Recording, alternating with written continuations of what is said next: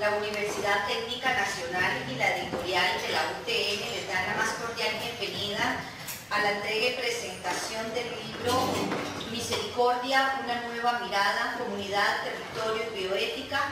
Sus autores son los señores José Matarrita Sánchez, Luigi Chiavo y Tirsa Ventura Campuzano. A continuación voy a permitirme presentar los distinguidos miembros de nuestra mesa principal, el señor Marcelo Prieto Jiménez, rector de la Universidad Técnica Nacional, el señor Jacques Sagot Martino, amigo de la Universidad Técnica Nacional, presentador del libro en esta noche.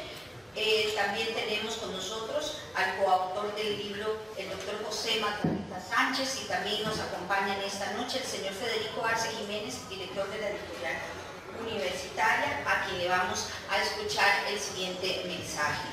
Muy buenas noches, estimado señor Marcelo Prieto Jiménez, rector de nuestra casa universitaria, estimado compañero José Matarrita Sánchez, estimado amigo don Jacques Sagot Martino, señores y señoras miembros del Consejo Universitario, señores decanos, directores de la comunidad universitaria y público en general, sean bienvenidos.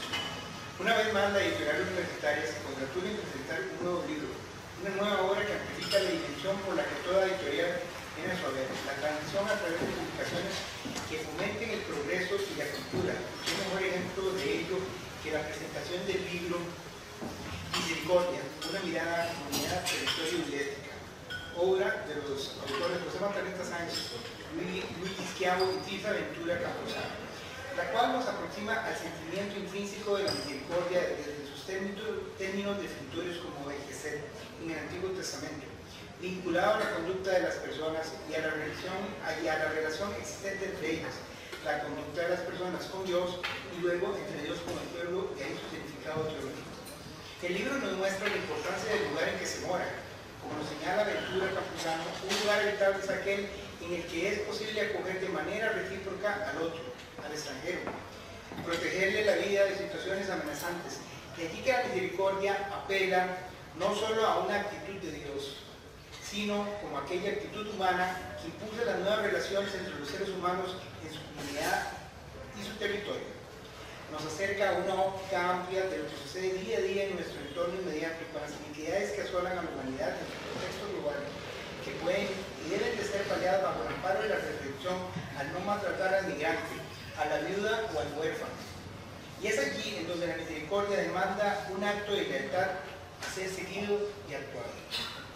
El Papa Francisco hoy en día nos hace un llamado a la reflexión de nuestro actuar y a vivir la misericordia desde un enfoque epistemológico con base de los nuevos horizontes en los principios y fundamentos del conocimiento humano, que nos logren alejar de ese mundo centrado en el individualismo, la indiferencia y el conformismo.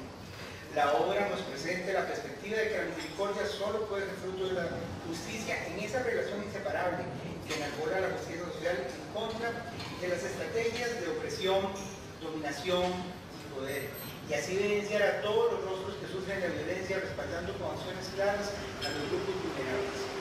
La lectura apela a esa vinculación insoslayable entre misericordia y bioética. Es aquella práctica interdisciplinaria que logra actuar en el marco de la realidad del ser humano con todas sus realidades y complejidades, en conjunto con las asimetrías económicamente asfixiantes que se dan en nuestros países. La bioética se marca en los principios de la Declaración Universal de la UNESCO y como evidencia en su artículo 3, dignidad humana y derechos humanos. Se habrán de respetar plenamente la dignidad humana, los derechos humanos y las libertades fundamentales, teniendo presente también que la identidad de una persona comprende dimensiones biológicas, psicológicas, sociales, culturales y espirituales. En otras palabras, la misericordia es el camino que traza el que los quiero seguir para alcanzar la paz y la construcción de un mundo nuevo, transformando la muerte en vida. La editorial universitaria continúa una vez más caminando y materializando obras en distintas ramas del quehacer académico. Seguimos brindando nuestro esfuerzo en el mejoramiento integral de la sociedad costarricense, al fortalecimiento de su eficiencia, su equidad y sobre todo al fomento en la transferencia de resultados, contribuyendo al mejoramiento de la vida social, cultural, política y económica de nuestra universidad y por ende del país, a través del quehacer editorial. Muchas gracias.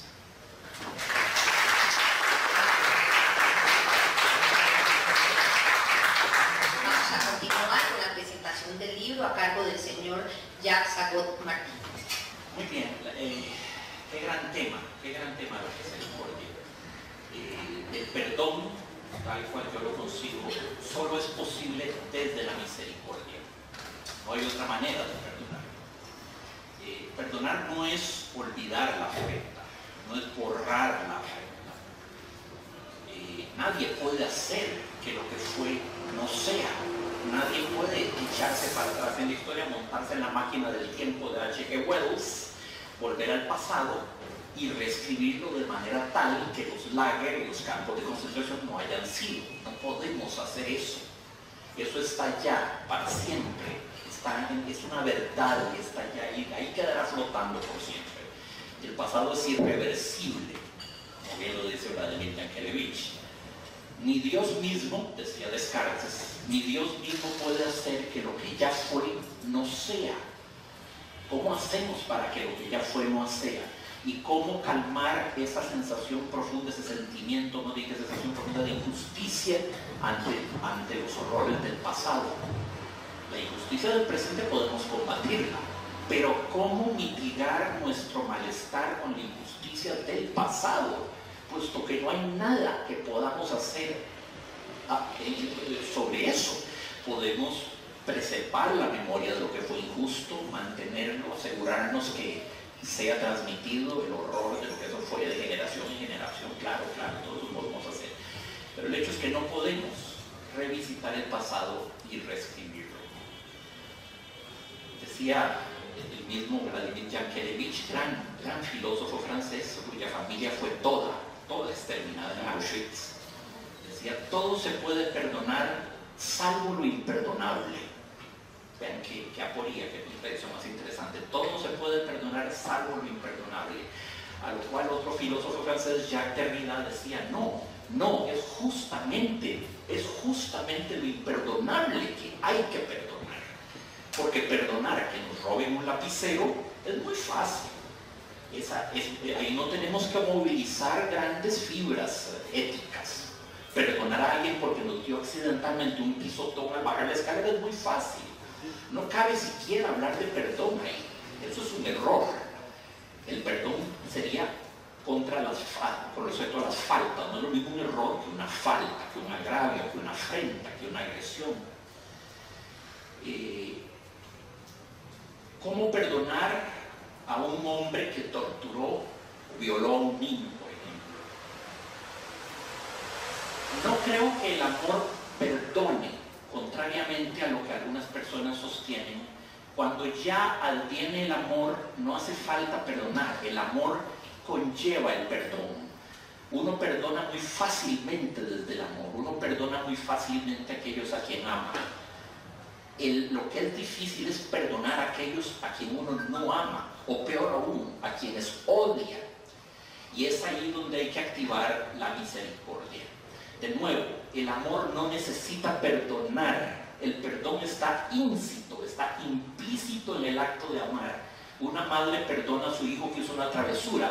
No lo perdona realmente, simplemente lo ama. Y amándolo, la travesura deja de existir para ella. No está realmente movilizando ese músculo del alma tan particular que es el perdón. Entonces no es desde el amor que se perdona, cosa que, repito, va de suyo, ¿verdad? Es desde el odio, y eso es lo que es terrible, porque el perdón es justamente abolir el odio, ya que no podemos abolir el error, no podemos reescribir la historia. No debemos tampoco olvidar la afrenta, de eso no se trata, todo lo contrario, la afrenta hay que tenerla siempre en nuestra mente. Debemos procurar no odiar, eso es la misericordia, no odiar. No odiar no para el inmovilismo y para el quietismo, sino no odiar para seguir combatiendo el mal. Se trata de seguir combatiendo, es un no odiar proactivo. Es una misericordia proactiva. Por supuesto que hay que seguir combatiendo el nazismo y el fascismo, claro, pero hacerlo sin odio. Porque el odio lo único que va a hacer es lastrar nuestra vida, hacerla terriblemente pesada, nos va a ofuscar la mente. Entonces tenemos que ser misericordiosos incluso con aquellas cosas que combatimos, para poder combatirlas más efectivamente. Quien combate desde el odio no solo combate mal, se deja contaminar del mal de la criatura perversa. Hay gente, sin embargo, a la que le gusta odiar, no quiere ser misericordiosa. Hay muchas hipótesis por qué la gente se aferra a sus odios. La más clara para mí es que hay gente que todo lo que tiene en su vida es justamente su odio. Se han identificado con su odio. ¿Qué sos vos? Yo soy mi odio. Ese que llevo conmigo, como diría San Francisco, como mi propio peso, por doquier ando, llevo mi propio odio. Entonces, si a esas personas les quitas el odio, quedan desustanciadas, quedan vacías, quedan como una nuez fuera, ya no son, en la medida en que fundaron su principio de identidad en el odio. Yo soy esta masa enorme y gangrenosa de odio. Si me la quitan, no sabría de qué agarrarme. He pasado 25 años de mi vida odiando. No me quiten el odio porque me matan. Es lo único que tengo. Yo soy mi odio. Entonces, claro, desde esa terrible coyuntura existencial tienen que seguir odiando. La misericordia es una virtud que yo consideraría, repito, no tanto ligada al amor, porque de nuevo, desde el amor, el perdón prácticamente se evapora. Es una virtud de orden intelectual. ¿A qué me refiero con ello? La misericordia es comprender, o hacer el esfuerzo de comprender, los móviles de la criatura perversa, malvada. Recuerden que en el perdón está la partícula don, dar, el don de sí mismo, ¿verdad? Dar. El perdón es una gracia que yo voy a darle al agresor. El agresor agrede desde su libertad inalienable. No creo en los determinismos de ninguna suerte. Creo que la criatura perversa actúa desde su libérrimo horizonte de acción, actúa conscientemente, por eso es malvado. La maldad es un acto de volición en primer lugar. Sócrates decía que no, que toda la maldad del mundo procedía de la ignorancia, lo cual sería entonces un problema de conocimiento, por eso es epistemológico. Yo pienso, no vibro al unísono con Sócrates, creo que la maldad supone volición del malvado, voluntad y una acción consciente, conscientemente perversa. Y el intelecto, la misericordia actúa intelectualmente, intenta comprender al perverso, intenta comprender qué. Y no siempre lo logra, atención, intentar comprender que si fue perverso es porque a ese punto llegó su miopía, porque estaba lleno de amargura, porque estaba habitado por la venganza, porque era una criatura débil, porque sucumbió al canto de sirenas del odio, porque había sido vapuleado a su vez, porque no encontró otra opción, porque es un miserable. Hasta eso hay que tratar de comprenderlos, porque pienso yo que la misericordia es una virtud de naturaleza intelectual más bien que cordial, es decir, del fondo del corazón, aun cuando la etimología de misericordia supone corazón y miseria. Es un acto de empatía, poner nuestro corazón al unísono de la miseria de los demás, vibrar con la miseria de los demás, entenderlos cordialmente, es decir, entenderlos desde el corazón. Pero eso me gusta, pero también yo subrayaría la dimensión intelectual, en tanto que la misericordia es un acto de exégesis o de hermenéutica sobre el otro.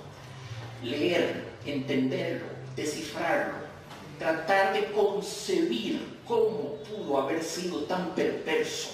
Hay cosas que nos resultan inconcebibles. Bueno, sí, las atrocidades en los campos de concentración, casi que tratar de entenderlas es malo, porque es tratar de justificarlas. No se trata de justificar, no estoy justificando el mal. La misericordia procura entender, Eso es muy importante para mí. Y si somos capaces de entender el prodigio de un Mozart, un Da Vinci o un Shakespeare, por el amor de Dios, también deberíamos ser capaces de entender la psicopatía, el horror, la atrocidad de todos estos criminales que hicieron lo que hicieron.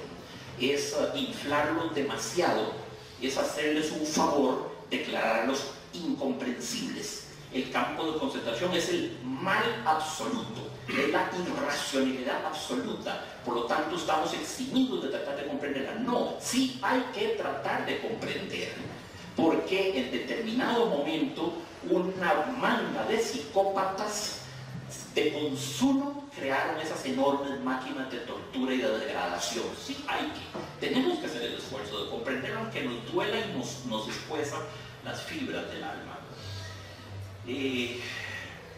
El malvado es más infortunado que malvado, siempre por principio. Es una criatura más digna de compasión que de otra cosa.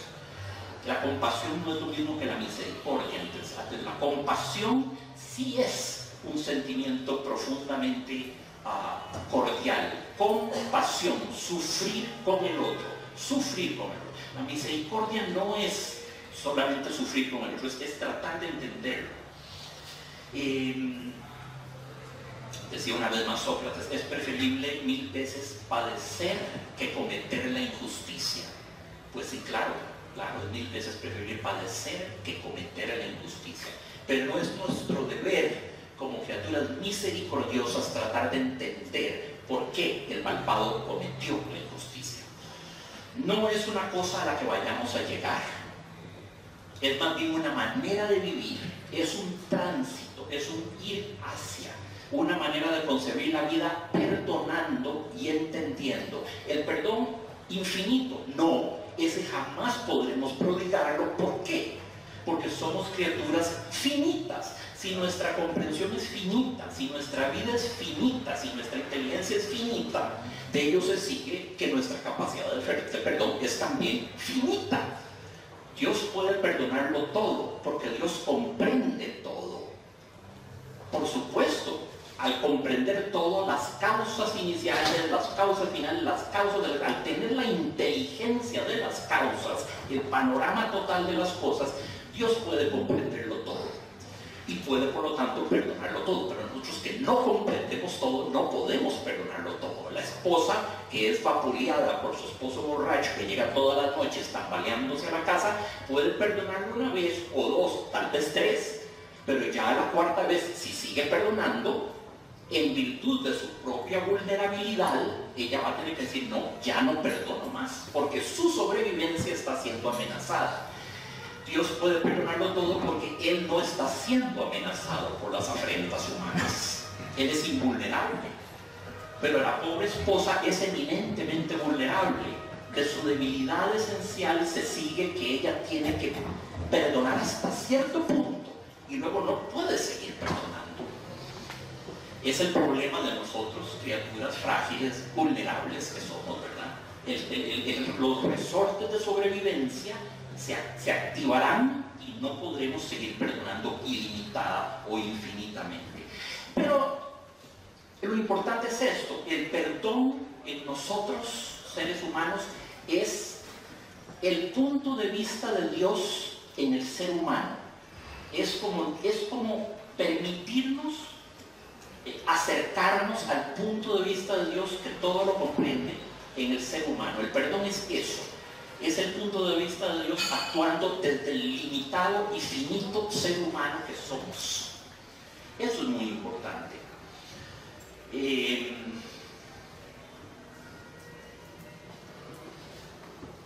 Allí donde el pecado abunda, el perdón sobreabunda, decía San Pablo, lo leí en tu maravilloso libro. Ahora, hay un límite para esto, ¿verdad?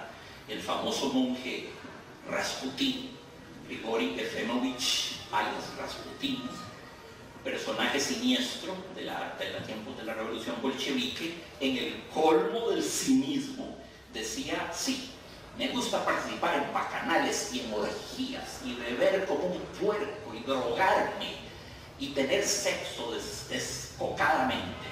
¿Por qué lo hago? Para satisfacer a Dios, porque como a Dios le gusta perdonar, yo le voy a dar buenas razones para que me perdone. Entonces yo estoy complaciendo a Dios, satisfaciendo su inherente vocación de perdón al obligarlo a perdonar cosas realmente graves. Dios debe estar muy agradecido conmigo, porque le estoy dando oportunidad de ejercer su poder omniperdonante con crímenes realmente disolutos. El viejo sinvergüenza decía eso, pero lo menciono para que vean cómo con todo esto se puede caer en el cinismo.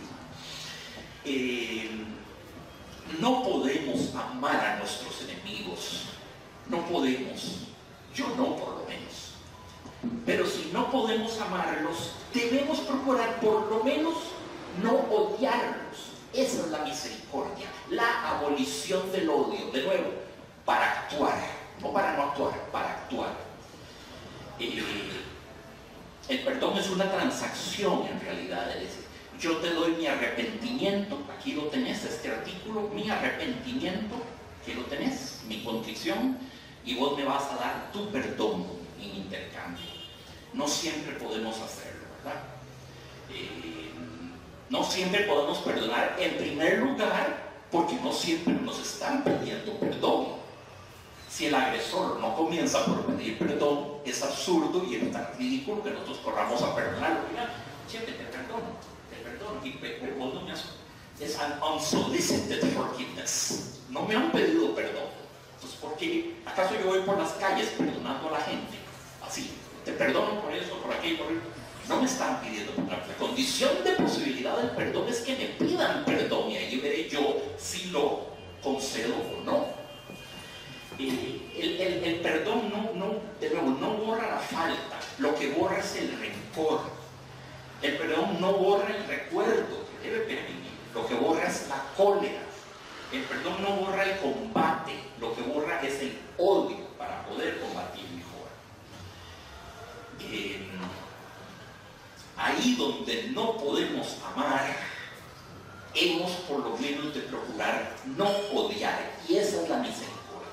La misericordia no es amar al agresor, no es amar, es simplemente no odiar, no dejarnos emponzoñar por ese veneno que es al mismo tiempo es atroz y viscosamente delicioso. Odiar es muy sabroso para alguna gente, son degustadores del odio, son gourmets del odio, desayunan odio, almuerzan odio, cenan odio.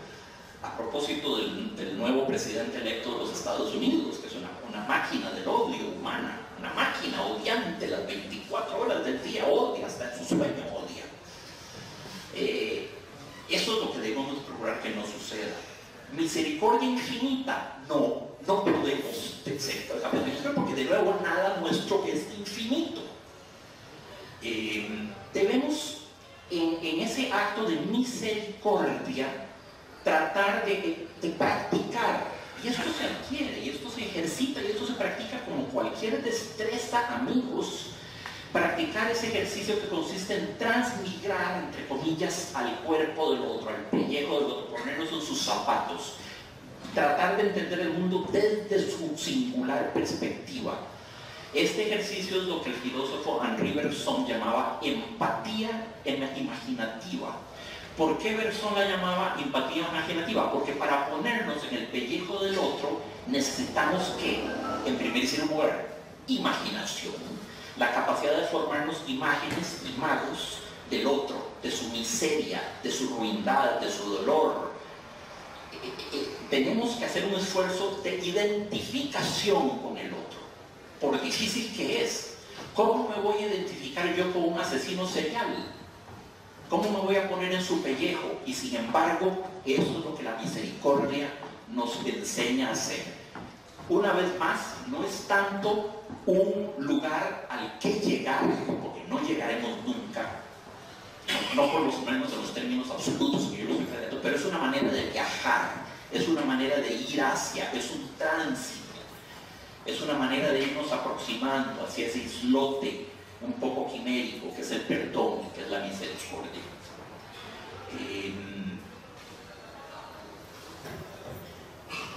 Identificarnos con el otro. Si pasa un caballero muy atildado por la acera del frente y se resbala en una cáscara de banano, cae aparatosamente, yo tengo dos opciones. Una, me identifico con él, me pongo en su lugar a través de las imágenes empáticas que yo genero. Pobrecito, debe estar adolorido y la vergüenza y tal vez se quebró una cadera, corro a asistirlo. Si yo opto por la segunda opción, disociarme, ya no asociarme o identificarme a él, sino disociarme, entonces ¿qué voy a hacer? Soltar una procaz carcajada. Mira, se cayó el pedantillo ese, mira cómo quedó todo sucio. Y me río de aquello. La risa, como burla, es producto de una disociación cordial. Yo distancio mi corazón desde la víctima y entonces río. Es la razón por la cual la risa es un acto intelectivo, no emotivo. La emoción cuando habla me dice, no, debo correr en rescate de ese pobre ser humano. Tal vez se quebró, tal vez está, qué sé yo. La intelección viene a purgarnos de la emoción y nos permite reír desde nuestro seguro y frío margen que estamos, ¿verdad? Nos permite reír del pobre infortunado. La risa siempre tiene algo de satánico para mí. Y no es por casualidad que uno de los rasgos definitorios de Satán sea la carcajada, la soez, procaz carcajada satánica. Es porque si existiese Satán, es evidente que ve a los seres humanos desde la distancia, desde el puro intelecto y ríe de ellos. Si los viese desde la identificación cordial, desde la empatía imaginativa, sería un humanista y el aliado número uno del ser humano. Pero él no, él es pura intelección, sin sentimiento. Es bello lo que encontré en tu libro, José, que a Jesús se le removían las entrañas, dice el Nuevo Testamento, cuando encontraba el dolor de seres humanos supliciados, los leprosos, los rencos, los ciegos, los paralíticos, los locos. Se le removían las entrañas. Esta frase es tremendamente potente. Es decir, que Jesús obró el bien desde la identificación cordial, desde la asociación con su gente, no desde el intelecto, caso en el cual posiblemente hubiera reído del loco, o del nazareno, del gadareno, el loco, pero no ríe, corre al auxilio. Muy bien, vivimos en una época en que lo más sagrado es la vida es un valor absoluto. Eso es lo primero que la bioética tiene que tener clarísimo. Antes la vida estaba en segundo lugar. Cuando a principios de siglo aún en Costa Rica se oficiaban duelos por el honor, alguien cometió una afrenta al honor, entonces yo en el periódico publicaba en La Sabana, va a haber un duelo porque el señor tal y tal va a venir a limpiar su honor en un duelo solemne con jueces, como etcétera, etcétera, armas escogidas para el efecto. Está claro que la vida no era un valor supremo. El honor estaba por encima de la vida. Bien valía la pena perder la vida salvando el honor. Atención. Yo tenía un abuelito que todavía, imbuido de esa mentalidad que duró siglos, una vez que se hundió un barco famoso, no me acuerdo cuál, y el capitán se escapó, reflexionaba en la mesa de mi casa, en el almuerzo, y nunca lo olvidé. Estaba escandalizado. Dice, ¿pero cómo? Si un barco se hunde, el capitán tiene que morir con el barco. Pero tiene que morir, es que es una cosa de honor. El barco es parte de su ser, si lo descuidó y lo chocó, si lo dio, tiene que morir con el barco. Y yo decía, pero abuelito, ¿por qué tiene que morir? Si había un campo en una balsa, ¿por qué tiene que morir el pobre viejo? ¿Por qué tiene que morir? Y mi papá también estaba conmigo. Ahí la ruptura generacional era evidente.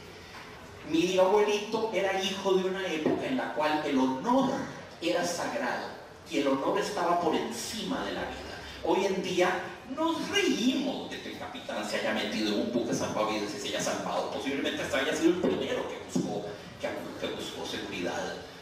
¿Por qué? Porque nuestro único valor sagrado es la vida. Nada está por encima de la vida. Ciertamente no el honor ni nada más. La vida no necesita siquiera sentido para ser vivida, el sentido de la vida. La vida está por encima de la noción de sentido, debe ser vivida por el mero hecho de que es la vida. curiosamente, solo estamos dispuestos a perder la vida tratando de salvarla. Ahí sí se vale perderla, tratando de salvarla, si nos atacan, si nos asaltan, ¿verdad? Por encima, no hay idea, por prestigiosa que sea, justicia, democracia, equidad social, no hay idea que valga lo que una molécula de vida para nosotros, criaturas que somos del 2016. Antes, insisto, era muy diferente. ¿Qué es algo sagrado para nosotros? ¿Cuál es la definición de lo sagrado? Sagrado será todo aquello en nombre de lo cual estemos dispuestos a dar nuestra vida. Si nosotros damos nuestra vida por la familia, nuestra vida es porque nuestra familia es sagrada. Si la damos por un credo religioso, pues si la damos por la patria, porque la patria es sagrada. Si la queremos dar por un equipo de fútbol o por una caja de chicles, es porque eso es sagrado para nosotros. Bueno, el hecho es que hoy en día solo damos la vida por la vida. Y eso es lo único que nos va quedando de sagrado. Y eso es lo que subrayan la Declaración Universal de los Derechos Humanos, que tiene tantos problemas, amigos, tantos problemas, porque cuando se firmó el 10 de diciembre de 1948, Eleanor Roosevelt y René Cassin, que fue jurista, que le dio forma jurídica a la Declaración Universal de los Derechos Humanos, eso fue en el 48. ¿Cómo podemos hablar de derechos humanos hoy en día cuando ni siquiera sabemos qué es humano y qué es universal? Platón hubiera dicho que el ser humano es una esencia. Ya Sartre dice que es una existencia. André Malraux, en su novela La condición humana, dice que el ser humano es una condición. Ortega y Gasset hubiera dicho que es una circunstancia el ser humano. Montaigne hubiera dicho que el ser humano es una naturaleza. Algunos dirían que es un mero animal, otros que es un constructo cultural. Si no sabemos qué diantres es un ser humano, y menos qué quiere decir universal, puesto que vivimos una época de tremendo relativismo ético, lo que es correcto aquí no es correcto en la Cochinchina, ¿cómo podemos hablar? El gran problema aquí es que hemos perdido la definición misma de lo que es ser humano y a fortiori de lo que es universal. Hay unas tribus en la Bolivia profunda que son ágrafas, son analfabetas, no usan dinero, no tienen computadoras, no tienen instituciones como escuela o hospital, hay un curandero. ¿Qué podemos hacer con ellas? Llenarlas de computadoras y de antibióticos sería violar su especificidad cultural. Pero por otra parte, ¿qué dilema? Los vamos a dejar rezagados en la gran saga del mundo. Si entrara una pandemia y se mueren todos, ¿cómo hacemos? ¿Intervenir o no intervenir? Si intervenimos, estamos siendo neocolonialistas, intervencionistas y pisoteando la autonomía de una cultura que vale tanto como cualquier otra. Y si no intervenimos, estamos atentando contra los derechos humanos y no socorriendo a un grupo humano que está en una situación muy precaria. ¿Qué hacer entonces? ¿Qué prevalece en este caso? ¿El no intervencionismo cultural o la solidaridad con estos hermanos? ¿A cuál de las dos voces tenemos que oír?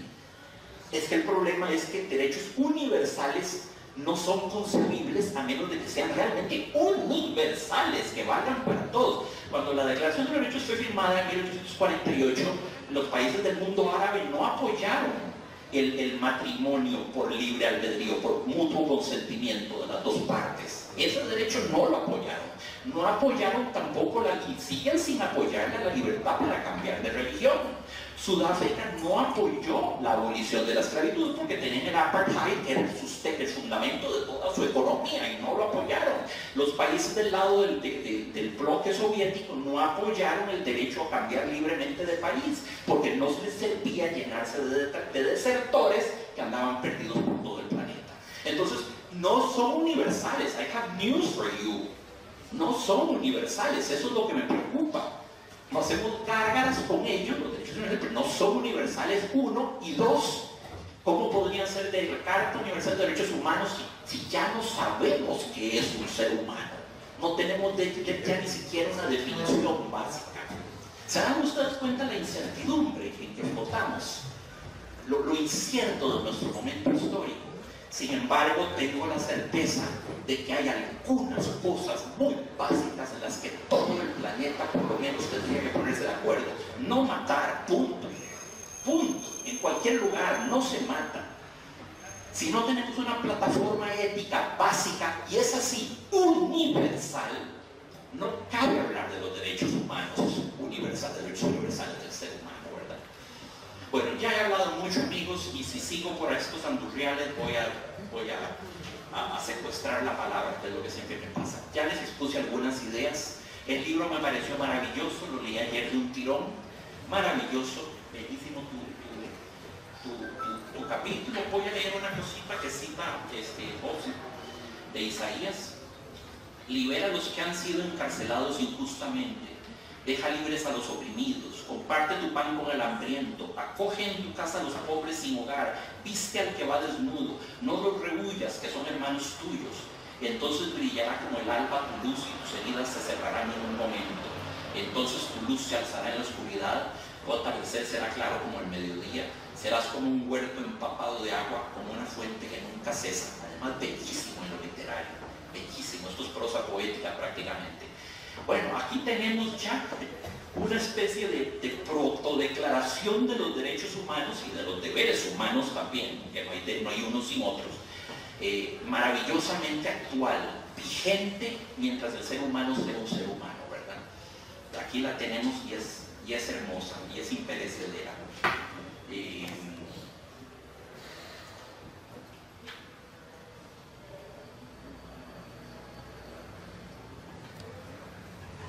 Sí, eso es para mí la misericordia.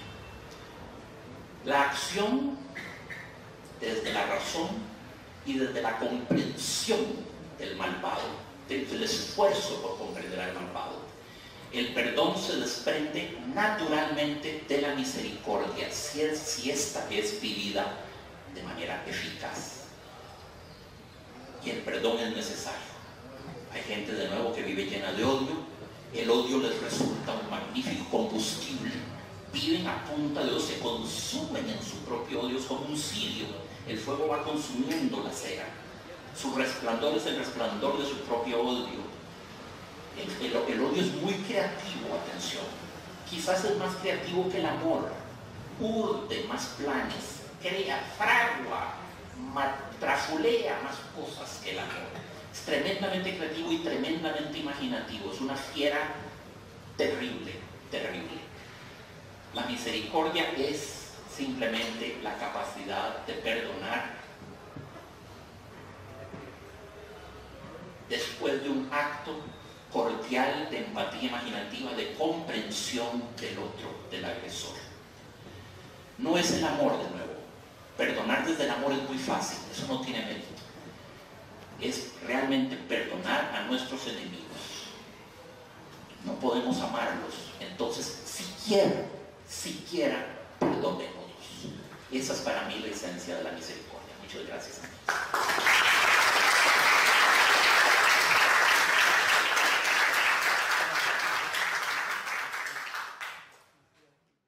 Continuamos con las palabras del señor rector de la UTN, Marcelo Prieto Paredes.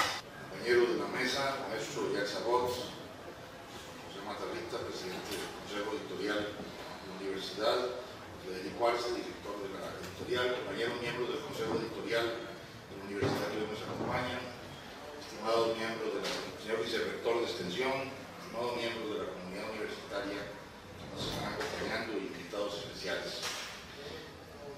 Este es un logro más del editorial de la Universidad Técnica Nacional, que ha venido incrementando su producción en los últimos tiempos de manera muy significativa y con obras extraordinarias, y que ya comienza a hacerse un lugar en la playa de editoriales universitarias que existen en Costa Rica y en América Latina.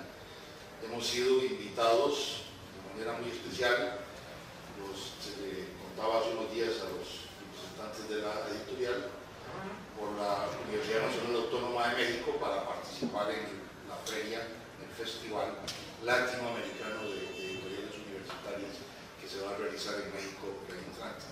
Estamos viendo cómo acopiamos los recursos necesarios para enfrentar un reto de esa naturaleza en cuanto a número de volúmenes, en cuanto a diversidad del material que podemos llevar, pero lo vamos a hacer. Porque en cuanto a calidad del material no tenemos problema. En cuanto a calidad del material estamos sobrados para presentar nuestro aporte editorial en cualquier feria latinoamericana o mundial. Y este ejemplo del libro que hoy damos a la luz pública, que hoy presentamos, es una confirmación de ese esfuerzo permanente de la editorial de la Universidad Técnica Nacional.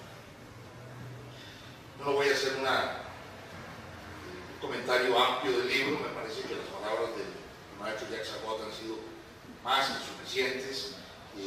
La ventaja de venir a la presentación de un libro como el maestro Jacques Agot es que uno aprende horrores y tiene un enfoque omnicomprensivo a la hora de enfrentar cualquiera de las obras que estamos presentando. Yo le agradezco muchísimo que siempre nos esté acompañando, que frecuentemente nos esté acompañando en estas actividades. Quisiera señalar nada más que para mí, que no soy cristiano ni creyente, la lectura de este libro ha sido muy aleccionadora y muy valiosa, y me ha permitido analizar el enfoque de los problemas de la solidaridad, de la misericordia y de la compasión desde el ámbito o desde la óptica del cristianismo, de los antecedentes del cristianismo en el pensamiento hebreo y del cristianismo primitivo, del cristianismo primigenio, con los comentarios que se hacen alrededor de las citas bíblicas del Nuevo Testamento. Me parece que es un aporte muy importante en momentos en que el Papa Francisco está haciendo efectivamente un llamado a recuperar la misericordia como práctica fundamental del cristianismo. Me parece que es un aporte muy importante para fundamentar sólidamente, teóricamente, teológicamente seguramente, pero filosóficamente, doctrinariamente, ese llamado del Papa Francisco. A mí me llama más la atención una mirada distinta, un poquito distinta a la que el maestro Sagot ha enfatizado, la misericordia entendida como perdón del agresor, como perdón al agresor. Es sin duda una dimensión fuertísima, importantísima de la misericordia. Me llama la atención la otra dimensión que él mencionó, la misericordia como acto de identidad, de empatía con el otro, con el prójimo, con lo que en el cristianismo se conoce como el prójimo, con los otros seres humanos en este caso. Y la capacidad que está perfectamente definida en la cita de Isaías que él resaltó y que a mí me llamó muchísimo la atención, la capacidad de sentir lo que está sintiendo un ser humano que no es nada nuestro necesariamente, que es ajeno, que es otro, que es el prójimo, que sencillamente está próximo a nosotros. La capacidad de sentir lo que esa persona, lo que ese ser humano está sintiendo y de asumirlo como propio y contribuir en lo posible a mejorar, a paliar, a resolver, a favorecer el mejoramiento de la situación que ese ser humano está teniendo, es una dimensión de la misericordia que me parece que es necesario subrayar y que a mí por lo menos me llama más la atención, me mueve más, me entusiasma más que la de perdonar al agresor, lo cual sin duda es de extrema importancia en la lucha contra la proliferación del odio a que ha hecho referencia también el maestro Sagot.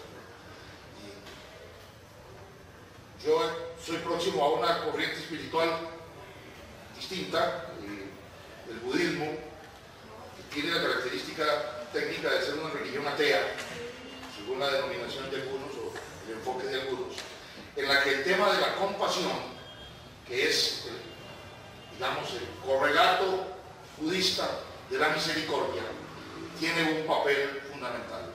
Para los budistas no hay posibilidad ninguna de liberación, de salvación, con solo la sabiduría. Se requiere la sabiduría y los medios útiles, es decir, la compasión. Y hay numerosas frases de los maestros budistas que reiteran en diversos enfoques y con diversos énfasis que la sabiduría sin la compasión no sirve de nada y que la compasión sin la sabiduría, al final de cuentas, tampoco nos va a llevar a una salvación, a una liberación consciente. Pero el tema de la compasión es un tema fundamental en el pensamiento budista, tan importante, que está en la raíz de la división de dos de las grandes corrientes del budismo.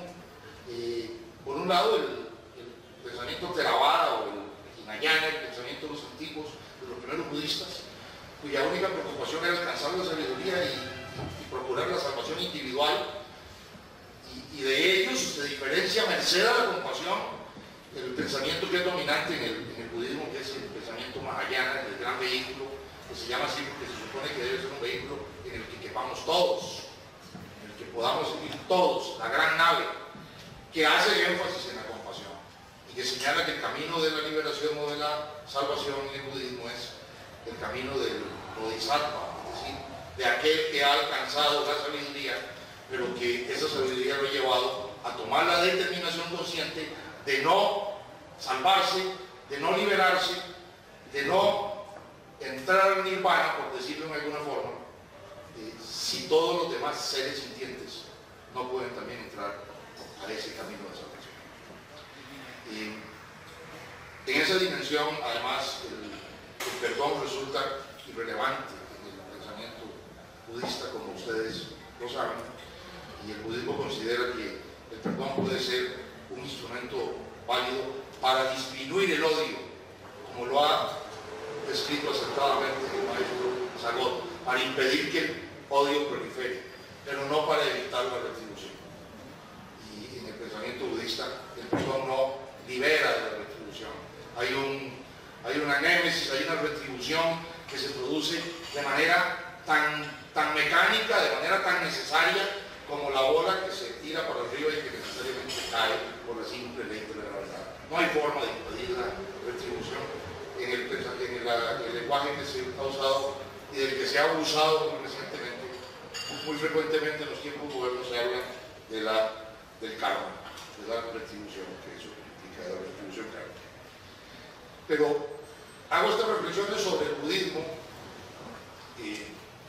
enfoque que no está presente en este libro, para resaltar una vocación universal de las diversas corrientes religiosas, algo tan distinto en el tiempo y en el espacio del cristianismo como es el budismo, que comparte la vocación de ambas tradiciones y de las otras que podemos encontrar, que comparte de manera muy clara una vocación que comparte la preocupación, el énfasis por la misericordia, por la compasión y por la bondad, en alguna forma entendida. En el pensamiento político moderno, esa expresión, esa actitud se traduce como solidaridad. Y en la Revolución Francesa está presente en los tres principios fundamentales de ese extraordinario movimiento político. Yo vengo repitiendo que los problemas del mundo moderno, maestro Jacques Sagot, los problemas políticos, económicos, culturales, sociales del mundo moderno, se deben a que la Revolución Francesa es una revolución inconclusa, una revolución que no terminó, una revolución que no logró aplicar sus tres principios fundamentales y que está sin terminar. Y esos tres principios, como ustedes lo saben, son la libertad, la igualdad y la fraternidad. Los revolucionarios franceses no hablaban de la solidaridad, hablaban de la fraternidad, como un sentimiento, como una misión, como una conducta, como una vivencia de hermandad de misericordia, de compasión y de solidaridad con todos los seres humanos. Entonces, este tema, el que José Matarrita, Luigi Chavo y Tirsa Ventura trabajan en este maravilloso documento literario, este tema, el tema de la misericordia, es un tema no solo universalmente tratado por las más diversas corrientes espirituales y filosóficas, sino que es también un tema que encontramos casi como un sustrato permanente en el humanismo a que hacía referencia, en el pensamiento humanista que hacía referencia el maestro Jacques Sartre. Un tema que está presente en las exigencias mismas de la convivencia de los seres humanos unos con otros en las diversas épocas históricas y en las diversas realidades sociales, económicas y políticas. Bienvenido a este libro que nos ilustra, que nos ilumina sobre la maravillosa visión de la misericordia en el pensamiento cristiano. Bienvenido a este libro que nos recuerda los deberes de solidaridad, de fraternidad, de compasión que los seres humanos debemos mantener.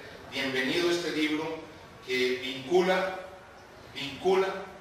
esa misericordia en una nueva mirada con los derechos humanos, con los compromisos a que nos obliga la bioética y con las realidades dolorosas, difíciles, en la que el mal se manifiesta y se presenta casi como una enfermedad contagiosa y se produce lo que algunos autores, lo que algunos psicólogos y sociólogos llaman el efecto Lucifer, el efecto del mal contagioso.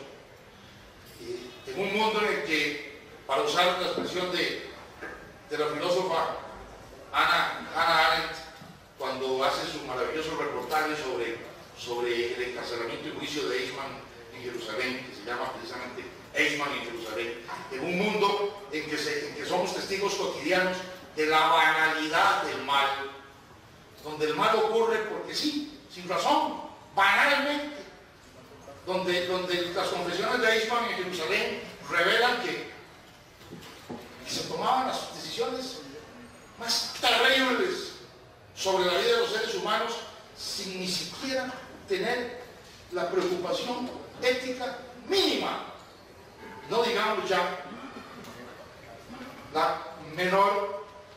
el menor asomo de compasión o de misericordia. En un mundo en el que enfrentamos estas realidades morales, espirituales, éticas, este libro viene a ser agua fresca que nos ayuda a todos a encontrar el manantial en el que debe aceptarse la nueva ética del siglo XXI, la ética de la solidaridad, la ética de la compasión, la ética de la misericordia y la ética de la justicia. Y algunas de las frases que se citan acá, que hay una frase extraordinaria que cita José Matarrita de Santo Tomás de Aquino: justicia sin misericordia es crueldad, y misericordia sin justicia genera disolución.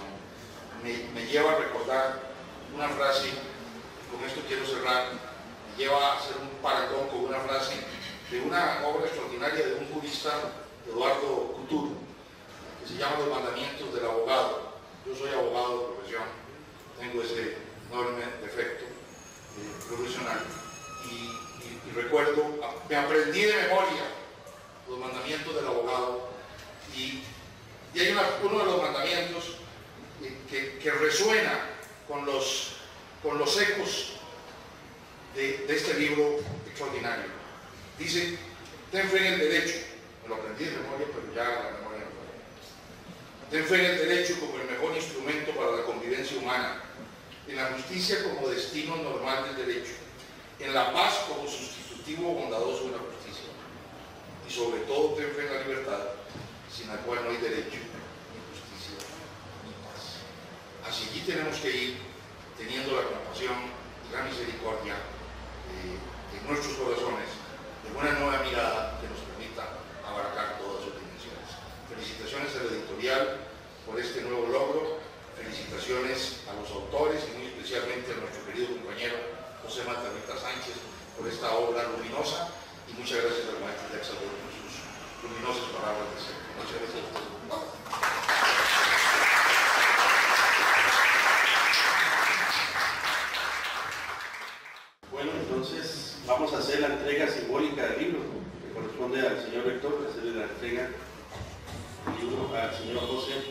ahorita uno de los coautores del libro.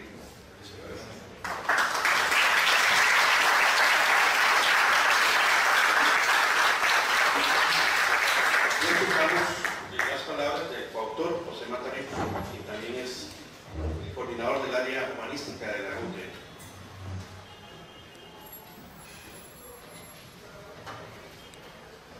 Un saludo cordial a los compañeros y amigos de la mesa principal, a nuestro rector, don Marcelo Prieto Jiménez, a Federico Arce, por supuesto al amigo entrañable y compañero de mis batallas, Jacques Sargol Martín. Un cariñoso saludo también a mi familia que me acompaña esta noche y por supuesto a todos y cada uno de ustedes, Fernando, todos queridos estudiantes, amigos del Consejo Editorial.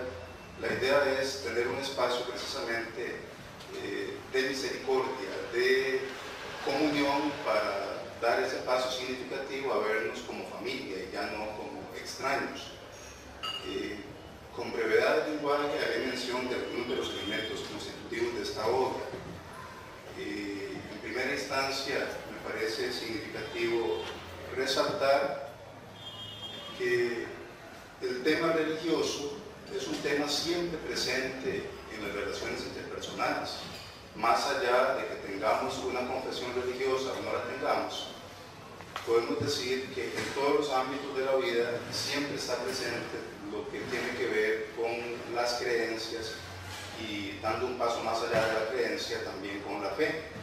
No en vano, algunos grandes pensadores, como el mismísimo Aristóteles, han planteado que el ser humano es un animal religioso.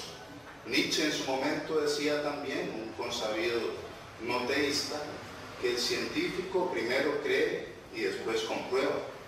De tal modo entonces que siempre lo que tiene que ver con la creencia y con la fe va a estar allí presente.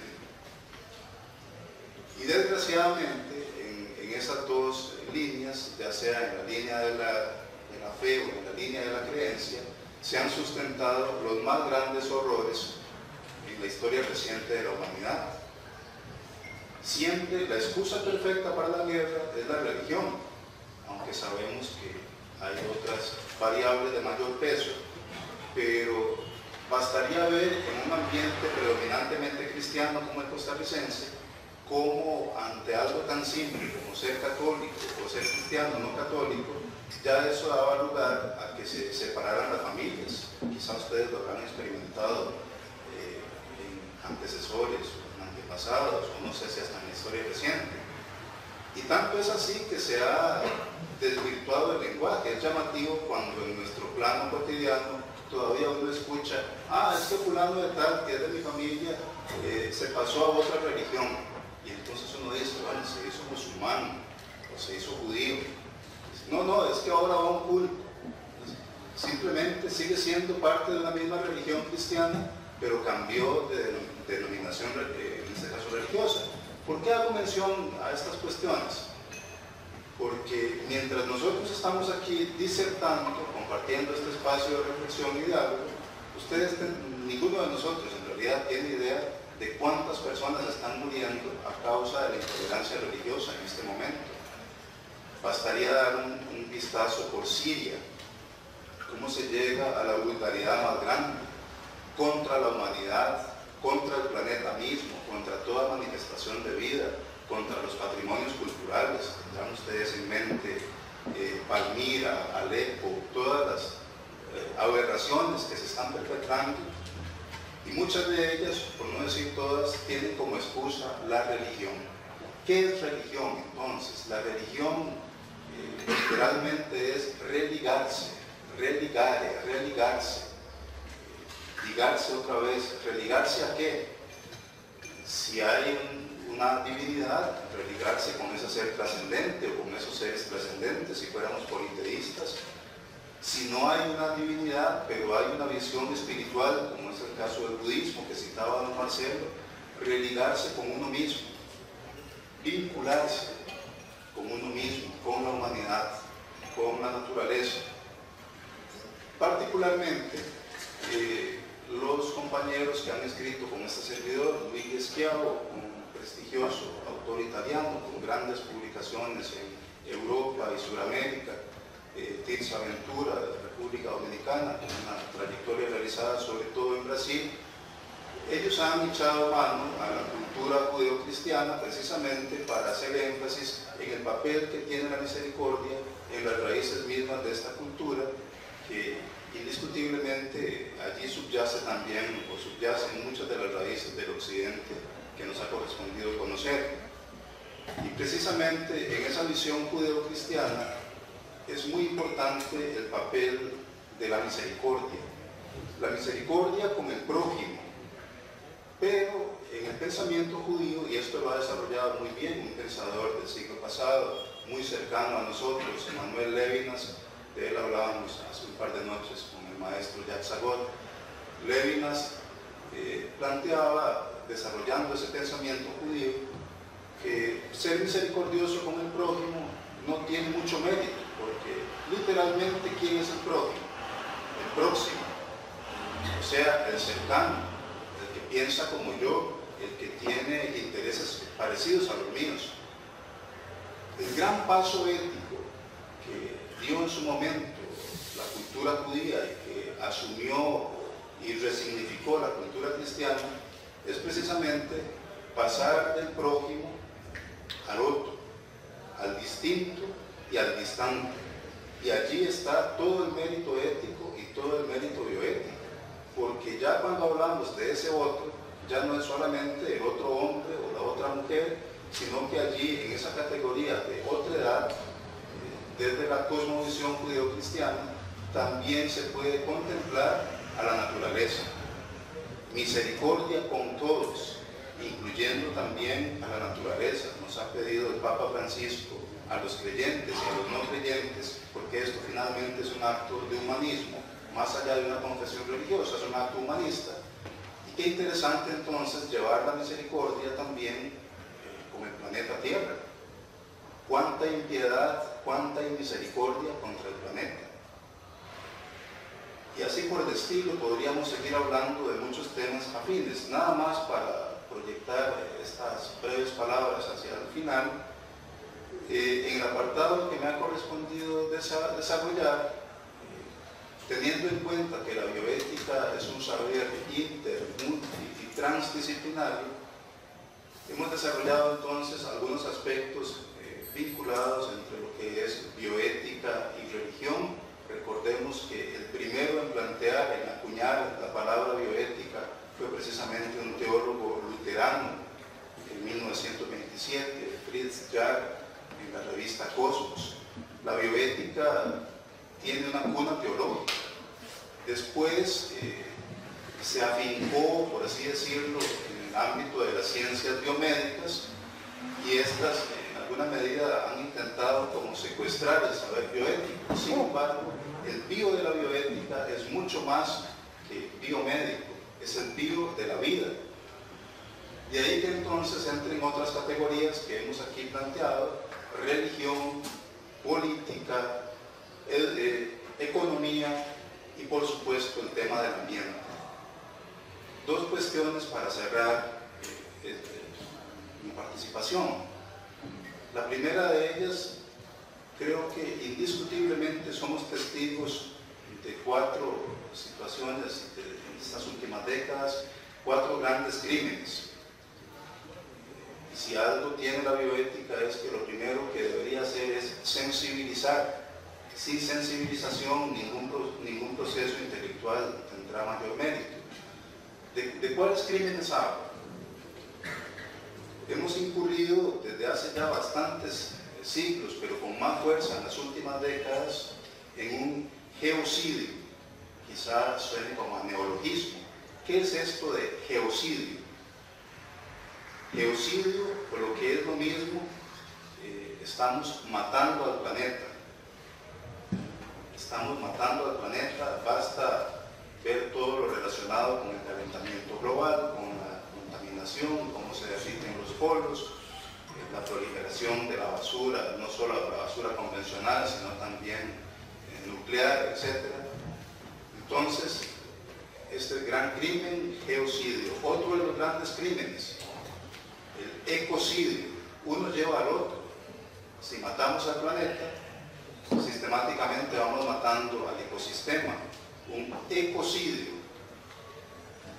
Y si matamos al planeta y matamos al ecosistema, pues es cuestión nada más de tiempo para que se concrete el biocidio, ¿sí? Crimen contra la vida. ¿Cuál es el último capítulo de esta historia tan trágica que parece escupirnos la verdad en la cara? El homicidio. Cuando ya en la última etapa nos matemos a nosotros mismos. Ante una realidad tan hostil, uno podría pensar que ya no queda ninguna esperanza, que el último que apague la luz y cierre la puerta. Sin embargo, si algo tiene la bioética por la que hemos hecho opción es precisamente el tema de la esperanza, el tema de no tirar la toalla aún ante la inmensidad de las adversidades. Y es entonces en ese sentido que el título tiene mucha relación con el contenido, porque dice el título, Misericordia, una nueva mirada. Quizá nos hemos esforzado mucho por cambiar el panorama, hay grandes esfuerzos en el plano global por cambiar el panorama, pero cambiar el panorama será imposible si antes no cambiamos la mirada. Y precisamente todo acto de misericordia inicia cuando cambiamos esa forma de ver al mundo, esa forma de ver más allá del prójimo para entonces dimensionar al otro, al distinto y también al distante. Es una obra que recomendamos vivamente porque está pensada desde categorías ecuménicas, que incluye el diálogo entre los distintos grupos cristianos, está pensada también desde categorías interreligiosas y está pensada también de tal forma que tenga algo que decirle a aquel que no profesa una fe religiosa. De tal modo entonces que lo que estamos planteando es una bioética laica, una bioética flexible y una bioética abierta al diálogo.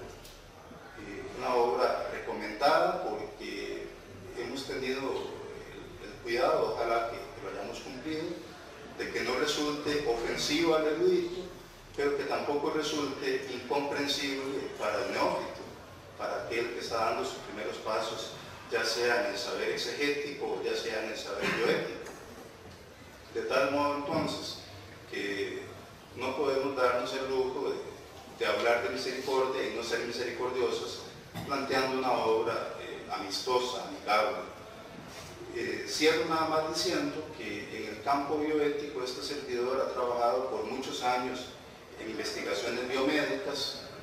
En estas últimas etapas he estado incursionando un poco en el bioderecho, combinando un poco lo que tiene que ver bioética con derecho, pero mi formación inicial es como teólogo, como bien saben soy un cura al final de cuentas, y casa de herrero, cuchillo de palo, porque un cura que no había escrito desde el referente teológico, desde el referente religioso. Creo que eso es algo que en el plano personal estaba pendiente.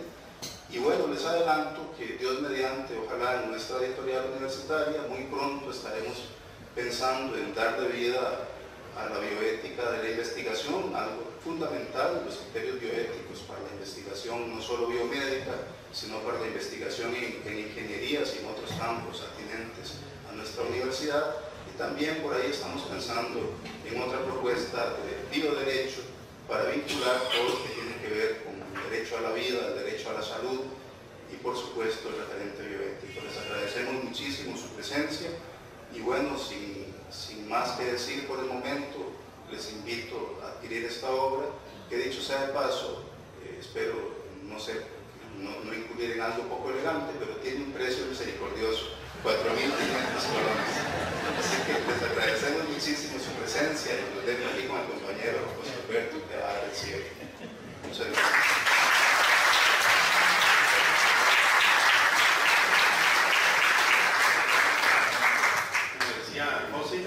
Obviamente la compañera Emily tiene aquí a la venta algunos ejemplares por si gustan adquirirlo de una vez. Si no pueden adquirirlo ahora, lo pueden adquirir en la editorial, allá en Desamparados, contigo al Polipro. Ahí está la editorial de la UTN. Y, señor. Un detalle importante, en un par de semanas, no solo este libro, sino todos nuestros libros serán distribuidos también en la librería Lehman, en todas las librerías Lehman en Costa Rica. Entonces, eso es parte de cómo nuestra editorial y nuestra universidad va llegando ya a librerías importantes de este país. ¿Cuándo es la próxima semana? A partir de un par de semanas. Un par de semanes. Porque la Lehman de aquí a la rueda y todas esas. Pero va a estar más caro, mejor lo compro de una. Sí, vamos a aclarar aquí. Bueno, y con estas palabras, entonces concluimos el acto de presentación de este libro y don José nos quiere invitar a que compartamos con él un brindis, ya aquí que está listo en el pasillo, y una vez celebramos por anticipado el cumpleaños de José, que es el próximo sábado. Buenas noches.